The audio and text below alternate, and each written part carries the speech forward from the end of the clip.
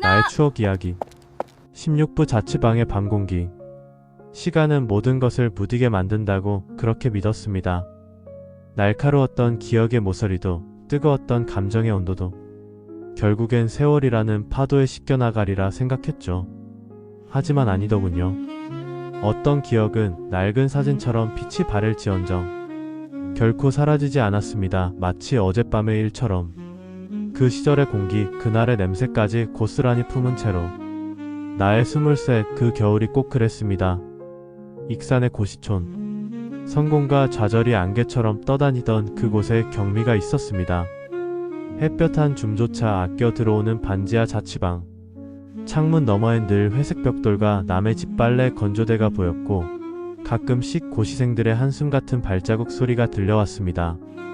하루 세 끼를 라면으로 버티는 청춘들 틈에서 그녀는 누구에게도 기대지 않고 묵묵히 자신의 시간을 견디고 있었습니다. 그 무렵 저는 경찰서 수사과 유치장에서 복무하고 있었습니다. 매일 아침 피의자 인계 명단을 정리하고 호송 일정에 맞춰 수갑을 챙기는 생활. 20의 남짓 살아온 세상과는 전혀 다른 날것의 인생들이 철창 안팎을 스쳐 지나갔습니다. 사건 없는 날이 없었고 마음 편한 밤도 없었죠. 그 잿빛 시간 속에서 겨우 하루 얻은 휴가는 어둠 속 유일한 빛과 같았습니다.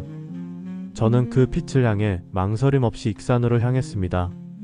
낮은 현관문을 두드리자 익숙한 얼굴이 저를 반겼습니다.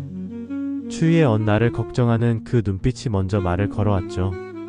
좁은 방 안. 우리는 서로의 안부를 물었지만 이미 알고 있었습니다.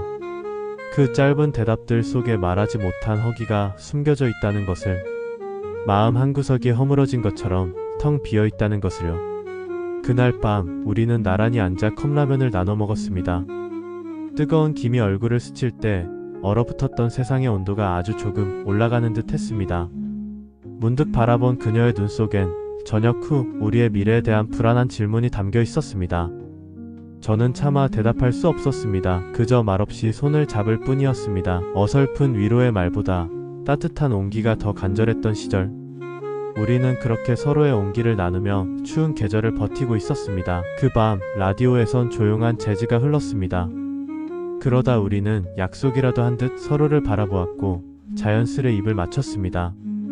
머뭇대던 숨결이 이마를 스치고 입술을 지나 서로의 마음 가장 깊은 곳을 적셨습니다.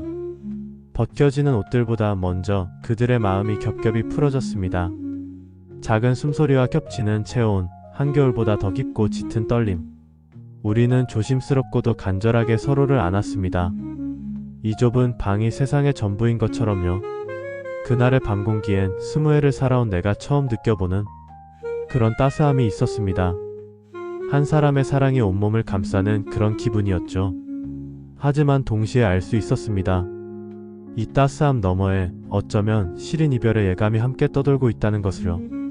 17부 저녁 앞에 꽃다발. 시간은 흘러 계절은 어느덧 여름의 한복판에 있었습니다. 축축한 바람이 경찰서 담벼락을 후고 지나가던 8월의 어느 날 저는 마지막 근무를 마쳤습니다. 철창을 여닫는 소리에 익숙해질 만큼 익숙해졌지만 그날따라 그 소리가 유난히 멀게만 느껴졌습니다. 정오 무렵이었을까요? 누군가 저를 향해 다급히 뛰어왔습니다.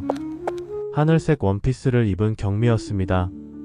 숨을 헐떡이며 달려온 그녀는 그동안 고생 많았다며 다정한 위로와 함께 작은 꽃다발을 건넸습니다. 손에 닿은 차가운 꽃의 줄기와는 달리 이상하게도 마음이 뜨거워졌습니다.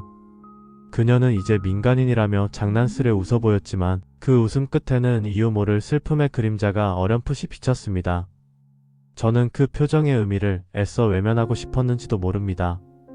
그날 밤 우리는 전주 시내의 작은 여관방에 들렀습니다. 이대로 헤어지기 싫었습니다. 이 밤을 붙잡지 않으면 모든 것이 신기루처럼 사라져버릴 것만 같았습니다. 방 안은 희미한 형광등과 낡은 선풍기 소리, 그리고 얇은 이불 한 장이 전부였습니다. 한숨처럼 길게 이어지는 입맞춤, 작은 신음과 함께 겹쳐지는 두 사람의 온기. 어쩌면 마지막 일지 모를 밤을 나누었습니다. 지난 겨울의 따스함과는 다른 애틋함과 그리움이 뒤섞인 그런 밤이었습니다. 한 번의 작은 몸짓에도 이별의 무게가 실려 있었고 마주보는 눈빛 속엔 서로의 마지막 모습을 새겨두려는 듯 간절함이 가득했습니다. 그녀는 내 팔을 베고 누워 이 밤을 아주 오래도록 기억하게 될 거라는 눈빛을 보냈습니다. 저는 대답 대신 그녀의 손가락을 더 꽉 잡았습니다. 다음날 아침 저는 광주행 버스에 몸을 실었고 그녀는 버스가 보이지 않을 때까지 그 자리를 지켰습니다. 며칠 후 저는 서울로 올라갔습니다. 디자이너의 꿈을 위해 낯선 도시의 낯선 사람들 틈으로 저를 던져 넣었습니다. 종일 펜을 들고 선을 긋고 구도를 잡으면서도 문득 전주의 그 여관방을 떠올렸습니다. 어느새 우리의 통화는 점점 짧아졌습니다. 서로의 안부를 묻는 의례적인 질문과 바쁘다는 핑계 섞인 대답들이 수화기 너머를 오갈 뿐이었죠. 그리고 우리 둘 다 어렴풋이 느끼고 있었습니다. 이 위태로운 애틋함이 영원히 계속될 수는 없으리라는 것을요. 18부 전주 세 사람. 서울의 여름은 생각보다 빠르게 저를 지치게 만들었습니다. 종일 지하철과 스케치북 사이를 오가며 문득 익숙한 얼굴 하나를 떠올리곤 했습니다. 경미. 가끔 들려오는 그녀의 목소리는 여전히 차분했지만 그 너머에 숨어있는 지친 숨소리를 저는 느낄 수 있었습니다. 어느 날 밤 전화기 너머로 느껴지는 그녀의 공허함이 견딜 수 없게 저를 흔들었습니다. 그리고 그 마음은 다음날 기어이 저를 전주행 기차에 태우고 말았습니다. 그녀가 알려준 약속 장소는 쉘브르의 우산. 우리의 추억이 쌓여있던 공간이었죠. 저는 작은 설렘을 안고 카페 문을 열었습니다. 그리고 그 옆엔 유경이가 있었습니다. 하지만 제가 알던 유경이가 아니었습니다. 짙은 아이라인과 손끝에 들린 담배. 그녀의 눈빛엔 내가 기억하던 수줍음 대신 날 선 냉소가 자리 잡고 있었습니다. 그녀는 나를 위아래로 후어보며 오랜만이라는 인사를 건넸지만 그 안엔 반가움이 없었습니다. 마치 세상사에 초연해진 사람처럼요. 저는 속으로 생각했습니다. 이건 너무나 낯선 풍경이라고. 숨막히는 그 자리가 무너져 내리는 기분이었습니다. 웃을 땐 입을 손으로 가리던 수줍던 아이. 우리의 과거를 공유하던 친구. 그 시절의 유경은 지금 그녀에게선 그림자조차 찾을 수 없었습니다. 결국 저는 그 어색한 침묵을 견디지 못하고 자리에서 일어섰습니다. 유경은 두 사람의 관계를 비우는 듯한 묘한 미소를 지으며 아직도 잘 어울리네.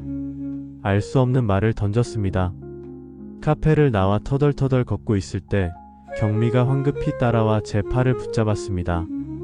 그녀의 눈 안엔 차마 말하지 못한 수많은 감정들이 작은 파도처럼 일렁이고 있었습니다. 하지만 나는 그 파도를 마주할 용기가 없었습니다. 그 말들은 끝내 입 밖으로 나오지 못했고 저는 그녀의 손을 놓았습니다. 그것이 나의 23, 그녀와 나의 마지막 풍경이었습니다. 시간이 모든 것을 무디게 만드는 것은 아니었습니다. 어떤 기억은 오히려 세월 속에서 더욱 선명하게 살아나기도 합니다. 그 시절 우리는 서툴렀고 가난했으며 늘 무언가에 쫓기듯 살았습니다. 하지만 우리는 누구보다 뜨거웠습니다. 말 한마디보다 간절한 손길로 어설픈 입맞춤으로 서로의 존재를 확인했습니다. 돌아갈 수 없기에 더는 닿을 수 없기에. 그 밤 우리를 감싸던 자취방의 방 공기는 내 인생에서 가장 따뜻하고 또 가장 시린 온도로 여전히 제 가슴 속에 살아 숨쉬고 있습니다. 짧은 한 장면이었지만 오래된 추억을 꺼내듯 전해드렸습니다. 당신 마음속에도 아련한 장면 하나쯤 남아있길 바랍니다. 이야기가 좋았다면 구독과 좋아요 그리고 댓글도 남겨주세요. 당신의 기억도 함께 나눌 수 있기를 바랍니다.